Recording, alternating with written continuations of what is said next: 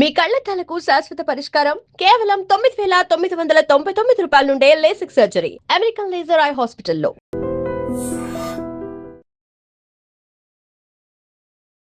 Hi, welcome to iDream. రామాయణం భారతీయుల ఇతిహాసం. ఎన్నిసార్లు చూసినా ఎన్నిసార్లు విన్నా తనివి తీరని ఒక అద్భుత కావ్యం. అయితే ఇప్పుడు ఇండియన్ సినిమా మొత్తం కూడా ఈ రామాయణం చుట్టూ తిరుగుతుంది. ఇండియాస్ బిగ్గెస్ట్ ప్రాజెక్ట్స్ అని చెప్పే రామాయణ కానీ ఇటు వారణాసి కానీ ఈ రెండు సినిమాలు కూడా రామాయణం బ్యాక్డ్రాప్లోనే తెరకెక్కుతున్నాయి. ఒక్కసారిగా ఇప్పుడు ఇండియన్ సినిమా అంతా రామాయణం చుట్టూ ఎందుకు తిరుగుతుంది? సో ఈ సినిమాల బడ్జెట్ చూసుకున్నా సరే 4,000 కోట్ల రూపాయల బడ్జెట్ రామాయణ బడ్జెట్. సో ఇప్పటిదాకా ఎవరు ఊహించడానికి కూడా సాహసించినటువంటి నెంబర్స్ అవి. ఎందుకు రామాయణం మీదే ఇంత ఫోకస్ చేస్తున్నారు? సో ఈ రెండు సినిమాలు ఎలా ఉండబోతున్నాయి, ఈ రెండు సినిమాల నెంబర్స్ ఏ రేంజ్లో ఉండబోతున్నాయి, ఇలాంటివన్నీ మనకి తెలియజేయడానికి దర్శక నిర్మాత భరద్వాజ్ గారు మనతో పాటు స్టూడియోలో ఉన్నారు. తమ్మిరెడ్డి భరద్వాజ్ గారు, వారిని అడిగి ఈ విశేషాలు తెలుసుకుందాం. హాయ్ సార్, నమస్తే సార్. యాక్చువల్గా ఇప్పుడు బాలీవుడ్లో చూసుకున్న రామాయణ కానీ ఇక్కడ మన సైడ్ చూసుకున్న వారణాసి కానీ రెండు సినిమాలు రామాయణం బ్యాక్డ్రాప్లోనే తెరకెక్కబోతున్నాయి. రెండు India's biggest projects. So Ramayanam మీద సడన్గా ఎందుకు ఇంత ఫోకస్ చేస్తుంది సినిమా ఇండస్ట్రీ? సడన్గా ఏముంది, అసలు రామాయణం లేకుండా సినిమాలు జరగవు. సినిమా ఇండస్ట్రీ పుట్టిన కాడి నుంచి ఏ భాషలో అయినా తెలుసో తెలియకో రామాయణం కథ లేకుండా సినిమాలు జరగవు, ఉండవు. సో ఇక్కడ ఏంటంటే ఇప్పుడు ఈ మధ్యకాలం అంతకుముందు 2 years బ్యాక్ అనుకుంటా ప్రభాస్ గారిని పెట్టి అవును ఆది పురుష్ అని ఒక సినిమా తీశారు. రామాయణం అది ఆల్మోస్ట్ కదా రామాయణమే తీశారు వాళ్ళు. ఆల్మోస్ట్ మళ్ళీ కాదన్నారు కదా, రామాయణం కాదన్నారు. ముందు రామాయణం అన్నారు, తర్వాత కాదన్నారు. సో అందుకని ఆల్మోస్ట్ అన్నా. సో ఇప్పుడు మళ్ళీ దీన్ని చేస్తున్నారు ఆయన, అక్కడ నితీష్ తివారీ గారు చేస్తున్నారు.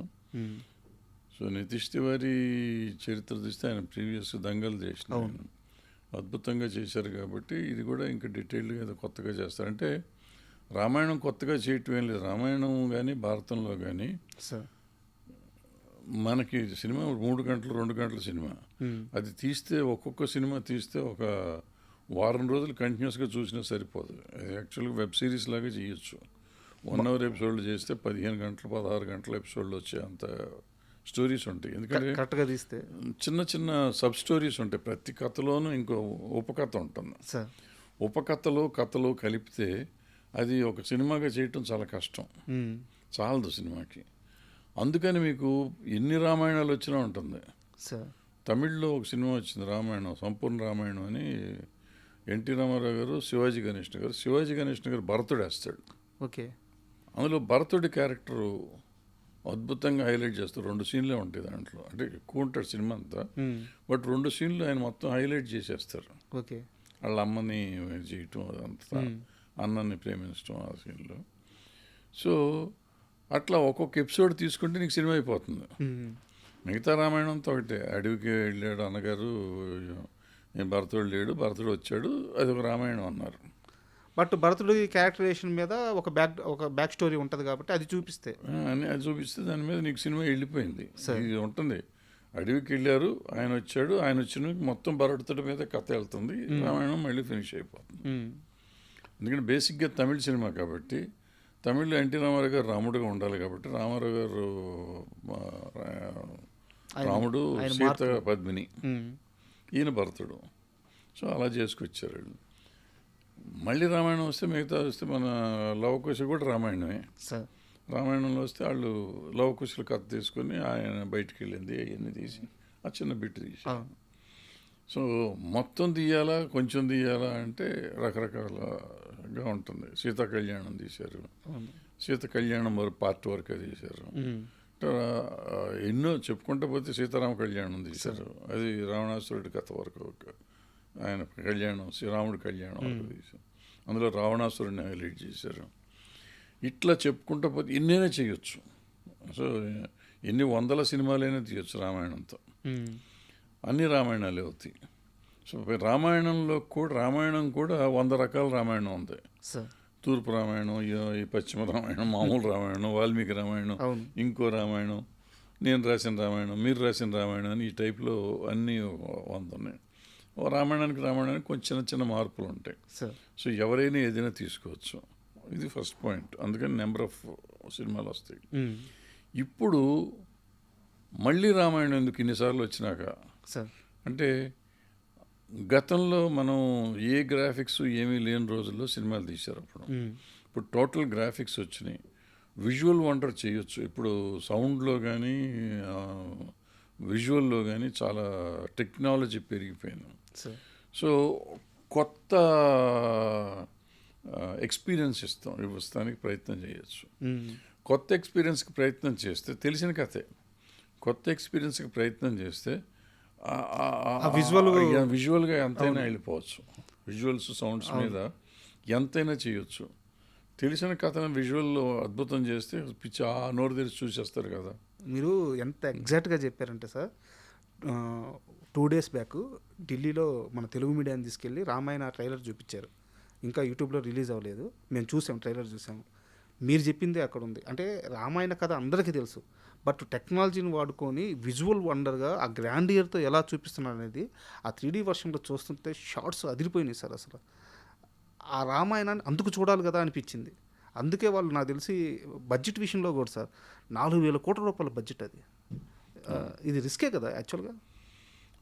రిస్క్ ఏముంటుంది ఇప్పుడు రామాయణానికి యూనివర్సల్ అప్పీల్ ఉంది. మీకు తెలుసో తెలీదో, యానిమేషన్ రామాయణం అటు జపాన్లో అక్కడ తీసి యూరోప్లో చేసి అన్ని పెద్ద సెన్సేషనల్ హిట్లు ఇవన్నీ సార్ యానిమేషన్లో. అక్కడ డ్రామాలు కూడా చేస్తూ ఉంటారు అక్కడ. సో యూనివర్సల్ సబ్జెక్ట్ కాబట్టి అన్ని లాంగ్వేజ్లో డబ్ చేసుకుంటే అన్ని లాంగ్వేజ్లో వస్తుంది, డబ్బులు చాలా వస్తాయి, డబ్బులు ఉన్నాయి. అంటే బాహుబలి తర్వాత భారతదేశంలో ఉన్న అన్ని లాంగ్వేజ్లకి మనం అదర్ లాంగ్వేజ్ అంటే ప్రపంచ సినిమాని, ప్రపంచ యూనివర్సల్ సబ్జెక్ట్స్ తీసి యూనివర్సల్గా డబ్బు సంపాదించడం ఎలా అనేది ఒక బిజినెస్ మాడ్యూల్ ఒకటి కొత్తగా స్టార్ట్ అయింది. ఆ మాడ్యూల్లో ఇప్పుడు రామాయణం తీస్తున్నారు. ఆ రామాయణం తీస్తే అందుకే 4,000 కోట్లైనా పెట్టచ్చు. 4,000 కోట్లు అంటే ఇప్పుడు అమెరికన్ సినిమాలు, ఇంగ్లీష్ సినిమాలతో కంపేర్ చేసి 4,000 కోట్లు is a very small amount. అక్కడ మామూలు చిన్న సినిమా చేసినట్టు ఈ మనకి పెద్ద అమౌంట్. పైగా 2 పార్ట్స్ కాబట్టి 2 పార్ట్లు కానీ 2,000 కోట్లు అయినట్టు. సో పెద్ద అమౌంట్ కాదు కదా. సో వస్తుందని ఆశ ఉంటుంది, రావచ్చు. అండ్ స్టార్ ప్లస్ ఇప్పుడంటే ఆ రోజుకి ఈ రోజుకి మీకు డిజిటల్ మార్కెట్ ఒకటి కొత్తగా వచ్చింది, శాటిలైట్ మార్కెట్ ఉంది, ఈ అదర్ లాంగ్వేజ్ మార్కెట్ ఉంది. ఇన్ని లాంగ్వేజెస్ ఉన్నాయి కాబట్టి ఆ చిన్న అమౌంట్, చాలా చిన్న అమౌంట్. సినిమా నిజంగా బాగుంటే ఎంతైనా చేస్తుంది. 10,000 కోట్లు చేసినా మీరు ఆశ్చర్యపోకర్లేదు. బా. అయితే ఇదే సమయంలో ఇటువైపు మనకి వారణాసి కూడా సేమ్ రామాయణ బ్యాక్డ్రాప్లోనే తెరకెక్కుతుంది. అయితే పూర్తిగా రామాయణం కాకపోయినా రామాయణకు సంబంధించిన ఆ ఎపిసోడ్స్ మాత్రం చాలా గ్రాండియర్లో ఉండబోతున్నాయి అనమాట. సో ఇది నితీష్ తివారీ వర్సెస్ రాజమౌళి అనుకోవచ్చా, లేదంటే అలా చూడకుండా రెండు ఒక మంచి ప్రయత్నాలుగా చూసుకోవచ్చు? ఎందుకు నితీష్ తివారీకి రాజమౌళికి సంబంధం ఉంది. ఆయన గొడవ అయింది, ఈయన గొడవ అయింది. సో రాజమౌళి గారు ఎప్పుడు ఆయన గ్రాండ్గా తీస్తానికి ఆయన ప్రయత్నం చేస్తూ ఉంటారు. ప్లస్ ఈ సోషల్ సినిమాలో మధ్యలో ఒక ఎపిసోడ్ తీస్తున్నాడు ఆయన, ఓ రామాయణం ఎపిసోడ్ మధ్యలో ఒక ఎపిసోడ్ తీస్తున్నారు. సో ఈ ఐమాక్స్ ఫార్మాట్లో మనకి ప్రజెంట్ చేయబోతున్నారు ఆయన. ఐమాక్స్ ఫార్మాట్ అంటే ఆటోమేటిక్గా నీకు పెద్దగా ప్రమాణంగా ఉంటుంది కాబట్టి, సో విజువల్ ఎక్స్పీరియన్స్ ఇది కూడా బాగుంటుంది కాబట్టి చూడాలి. వారణాసి కమర్షియల్ నెంబర్స్ మీద మీ ఎక్స్పెక్టేషన్స్ ఎలా ఉన్నాయి సార్? సార్ అసలు నెంబర్స్ వస్తాయి అని భారతదేశానికి ఇండియాలో చెప్పింది రాజమౌళి. సార్ ఇప్పుడు మళ్ళీ కొత్త ఎక్స్పెరిమెంట్ చేస్తున్నాడు. సో అది కాదు నెంబర్, ఇంకా నెంబర్ ఉంది అని చెప్పడానికి వారణాసి తీస్తున్నాడు ఆయన. సో ఆ రోజున 100 కోట్లు తీసినప్పుడు ఈ పిచ్చోడు తీస్తున్నాడు అనుకున్నా నేను. ఆ రెండో పార్ట్ 600 కోట్లు పెట్టినప్పుడు ఇంకో పిచ్చోడు అనుకున్నా. మళ్ళీ 1000 కోట్లు పెట్టి RRR తీసినప్పుడు 900 కోట్లు పెట్టి తీసినప్పుడు మళ్ళీ పిచ్చోడు అనుకున్నా. But he never proved wrong. ఆయన ఎప్పుడు ఆయనే కరెక్ట్, మనమే తప్పు. అంటే మనకి ఇంత డబ్బులే ఎక్కడి నుంచి వస్తాయి అనుకోండి, వస్తాయి, మీరు నమ్మండి, సినిమాని నమ్మండి, మనం తీసే విధానాన్ని నమ్మండి అని ఆయన చెప్పాడు. చెప్పి ఆయన ప్రూవ్ చేసుకున్నాడు. సో ఇప్పుడు రాజమౌళి శీలాన్ని శంకించాల్సిన సమయం కాదు, అవసరం లేదు. మనం ఆ శీలాన్ని శంకిస్తంలో చాలా చిన్నవాళ్ళం అయిపోతాం. సో ఆయన ఈసారి 10,000 కోట్లకి వేసాడేమో టార్గెట్, మనకి తెలియదు కదా. 10,000 కోట్లు ఇప్పుడు అందరికి 10,000 కోట్లు చేయాలి. నా ఉద్దేశంలో నేను మీకు తెలిస్తే కల్కి అప్పుడు నేను ఎక్స్పెక్ట్ చేసి 5,000 కోట్లన్నా చేస్తుంది, 5,000 నుంచి 10,000కి వెళ్ళాలి. అంటే మనం టాప్ 10 వరల్డ్ సినిమాలో టాప్ 10లోకి రావాలి. ఈ 1,000 కోట్లు 2,000 కోట్లు ఎక్కడో ఉంటాయి ఇవన్నీ వాళ్ళ డాలర్స్ లెక్కలో కన్వర్ట్ చేస్తాం. సో 10,000 కోట్లు చేస్తే వాళ్ళతో పాటు మనం వెళ్తాం, 1, 2లోకి వెళ్ళిపోతాం. వెళ్ళగలిగే శక్తి ఉంది అనేది రాజమౌళి గారు చూపించాడు. సో ఆ శక్తికి సరిపడా పుష్ చేయాలి. సో రాజమౌళి గారు ఆయన శక్తి ఆయన చేస్తున్నాడు, ఇప్పుడు నితీష్ ఆయన కూడా చేస్తున్నారు. ఇంకెంతమంది చేస్తారో చూద్దాం. అయితే ఇక్కడ నా దగ్గర 2 రాజమౌళి గారి ప్లానింగ్కి సంబంధించిన ఒక 2 చిన్న టాపిక్స్ ఉన్నాయి సార్, వాటి గురించి మాట్లాడుకుందాం. RRR సినిమా రిలీజ్ అయిపోయిన తర్వాత మనకి అకాడమిక్ అవార్డు వచ్చే ఈ ప్రాసెస్లో ఆయన ఆ RRR సినిమాని ఇంటర్నేషనల్ లెవెల్కి తీసుకెళ్ళిన విధానం, ఆ మార్కెటింగ్ కానీ ఆ స్ట్రాటజీ కానీ నాకు ఓన్లీ RRR వరకే పరిమితం అవుతుంది అనిపించట్లేదు సార్. అది ఈ వారణాసి కోసం ఆయన దాన్ని ఒక స్టెప్గా వాడుకున్నట్టు అనిపించింది. అవును, కరెక్ట్. అది జేమ్స్ కెమెరాన్ కానీ కలవడం కానీ అలాంటి వాళ్ళ చేత ప్రమోట్ చేయించడం కానీ, మీరు చెప్పి నిజంగా నాకు కూడా ఈ విషయంలో ఆశ్చర్యం ఉండట్లేదు సార్. మీరు చెప్పినట్టు 10,000 కోట్లు అంటే ఆయన విజన్ ఆ రేంజ్లోనే ఉంది. అవును, ఆయన విజను RRRకి ఆయన ట్రై చేసిన విధానం, ఆయన చేసిన ప్రమోట్ చేసిన విధానం, అక్కడ సార్ ఆస్కార్ టైంలో ప్రజెంట్ చేసిన విధానం, ఆయన ఈ వారణాసికి బేస్ చేశాడు. అక్కడ ఆస్కార్ అవార్డు వస్తుందో రాదో దేవుడి ఎరుగు, కానీ టోటల్గా హాలీవుడ్లో మనకు ఒక బేస్ తయారు చేశాడు సార్. చేసి వాళ్ళు మాట్లాడుకునేటట్టు చేశాడు, మన గురించి మాట్లాడేటట్టు చేశాడు. సో ఆ దారి తీసుకొచ్చేసాడు ఆయన. తీసుకొచ్చినాక ఆ దారిలోనే ఇప్పుడు ఇది కూడా చేయాలని, ఇది కూడా రిలీజ్లు హాలీవుడ్ కంపెనీలతో చేయాలని అనుకుంటున్నట్టున్నారు. సంథింగ్ ఏదో చేస్తాడు ఆయన. సో ఆయనకంటే మార్కెటింగ్లో కొట్టేవాడు ప్రపంచంలోనే ఎవడు లేడు. అండ్ సెకండ్ థింగ్ సార్, ఇది పూర్తిగా ఒక తెలుగువాడి స్వార్థంతోనే మాట్లాడుతున్నాను, తెలుగువాడన్న స్వార్థంతోనే మాట్లాడుతున్నాను. రాజమౌళి గారు మీరే చెప్పారు ఆయన మించిన వాళ్ళు లేరని చెప్పేసి. బట్ ఆయన ఎంత ఎదిగినా సరే మళ్ళీ నెక్స్ట్ సినిమాకి ఇంకో తెలుగు హీరోనే పట్టుకొని పోతున్నాడు. ఇప్పుడు బాహుబలి తర్వాత ఆయన తలుచుకుంటే ఆ రోజు అమీర్ ఖాను, సల్మాన్ ఖాను, షారూఖ్ ఖాను ఎవరైనా డేట్స్ ఇస్తారు. మళ్ళీ వచ్చి జూనియర్ ఎన్టీఆర్ గారు రామ్ చరణ్ గారితోనే సినిమా చేశారు. RRR ఇంటర్నేషనల్ లెవెల్లో అంతా ఇదైన తర్వాత మళ్ళీ వచ్చి మహేష్ బాబు గారితో సినిమా. ఒక్కో హీరోని ఆయన వేరే రేంజ్కి తీసుకెళ్తున్నారు. ఈ ప్లానింగ్ అంతా మహాభారతం కోసమేనా? అదేం కాదు, మహాభారతం చేస్తాడు నాకు తెలియదు. కానీ ఇప్పుడు షారూఖ్ ఖాన్లు, బోరుఖ్ ఖాన్లు వీళ్ళు 100 కోట్లు చేయలే. మన ప్రభాస్ అయితే వెళ్ళాడు 200 కోట్లు 100 కోట్లు అని మనమే చూస్తున్నాం ఇప్పుడు అమౌంట్లు. వాళ్ళు హిందీ వాళ్ళు మనకంటే ఇప్పుడు తక్కువైపోయారు. ఇప్పుడు షారూఖ్ ఖాన్ దగ్గరికి వెళ్ళాలి, అమీర్ ఖాన్ దగ్గరికి వెళ్ళాల్సిన అవసరం లేదు. కానీ అంత అమౌంట్లు మన దగ్గర తీసుకుంటున్నారు కాబట్టి ఆల్రెడీ ఆఫ్టర్ ఏదైనా బాహుబలి ముందు బాహుబలి తర్వాత చాలా తేడా వచ్చింది. బాహుబలి ముందు హిందీ ఇండస్ట్రీ మనకంటే 10 ఇంతలు తేడా ఉండేది. ఇవాళ బాహుబలి తర్వాత సినిమా ఇండస్ట్రీ హిందీ ఇండస్ట్రీ మనకంటే తక్కువ ఉంది యాక్చువల్గా. అంటే ఎక్కువలో లేదు, తక్కువలోనే ఉంది.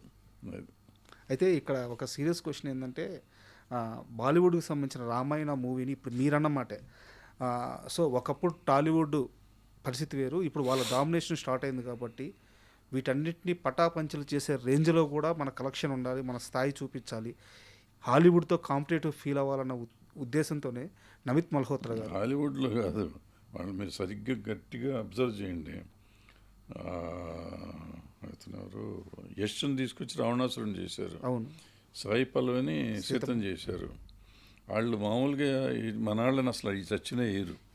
ఎందుకు వేశారు? సౌత్ ప్లాన్ చేస్తున్నారు వాళ్ళు.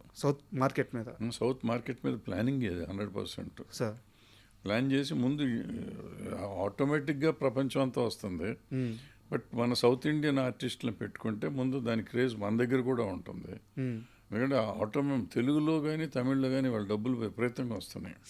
ఇప్పుడు యష్ చేసిన KGFలో 1000 కోట్లు టచ్ చేసింది. సో అట్లాగే సాయి పల్లవి ఉంటే మొత్తం ఈ 3 రాష్ట్రాలు, 4 రాష్ట్రాలు, సౌత్ అంతా అమ్మాయికి మంచి క్రేజ్ ఉంది, యష్ క్రేజ్ ఉంది. సో ఒట్టి రణబీర్ కపూర్ ఉండి వేరే వాళ్ళని పెడితే సౌత్లో ఆ సినిమా పట్టించుకోరు వారు. వస్తుంది వెళ్తుంది, వచ్చిన 10 కోట్లు 20 కోట్లు 50 కోట్ల దగ్గర ఆగిపోతుంది. ఇప్పుడు సౌత్లోనే 400 కోట్లు చేయొచ్చు, 500 కోట్లు చేయొచ్చు. ఆ రేంజ్కి ఆలోచన వాళ్ళది, ఆలోచనలో ఉండి సరే ఎవళ్ళకాళ్ళు మార్కెటింగ్ స్ట్రాటజీ వాళ్ళు రకరకాలుగా చేస్తారండి. బట్ అయితే ఒకటి మాత్రం ఆనందంగా ఉంది సార్, ఎందుకంటే ఇది వరకు ఈ 2 సినిమాల ముందు వరకు పరిస్థితి ఎలా ఉండేదంటే టాలీవుడ్డా బాలీవుడ్డా మీ బడ్జెట్ అంతా మా బడ్జెట్ అంతా మీ లెక్కలంతా ఇలాంటి ఒక పోటీ ఉండేది.